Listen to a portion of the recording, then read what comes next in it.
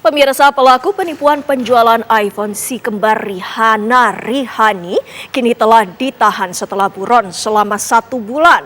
Menurut polisi, selama kabur, si kembar berpindah-pindah tempat dengan menyewa melalui Airbnb, sebuah jaringan online untuk penyewaan properti. Saya ketawa aja, siapa yang bilang saya di Bali? Sewa lewat Airbnb. Saat digerebek di apartemen M Town Gading Serpong, Tangerang, Banten, kembar Rihana dan Rihani terlihat santai menjawab pertanyaan dari polisi. Bahkan mereka tertawa-tawa kecil. Menurut polisi, Rihana dan Rihani selama diburu ternyata tidak berada jauh-jauh dari Jakarta. Mereka kerap berpindah-pindah tempat tinggal dengan menggunakan jasa penyewaan properti online Airbnb. Polisi pun mendapatkan informasi dini hari tadi bahwa si kembar Rihana dan Rihani sedang tinggal di apartemen M Town Gading Serpong. Polisi lalu bertindak cepat karena khawatir Rihana dan Rihani kabur lagi. Karena yang bersangkutan modusnya adalah menyewa apartemen melalui Airbnb. Pindah lagi, makanya susah ditangkap ini. Cukup licin ya. Dihadapkan pada situasi seperti itu, maka penyidik melakukan tindakan yang dikenal dengan istilah diskresi.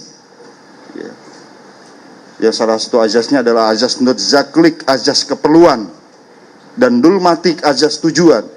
Artinya memang ini sangat perlu dilakukan. Apabila diskresi ini tidak dilakukan, maka tujuan akan tidak tercapai. Yang bersangkutan mungkin tidak tertangkap. Proses penangkapan Rihana dan Rihani ini juga didampingi keluarga mereka. Polisi menyatakan hingga saat ini mereka menerima 18 laporan kejahatan penipuan penjualan iPhone yang dilakukan si kembar. Total kerugian dari 18 pelapor tersebut mencapai 35 miliar rupiah dengan kerugian terbesar seorang korban mencapai 2,5 miliar rupiah. Menurut polisi, si kembar saat ini masih dijerat dengan pasal penipuan dan penggelapan yang dilakukan berlanjut dan Undang-Undang ITE. Namun, tidak menutup kemungkinan pasal yang dijeratkan berkembang hingga ada kemungkinan penggunaan pasal tindak pidana pencucian uang.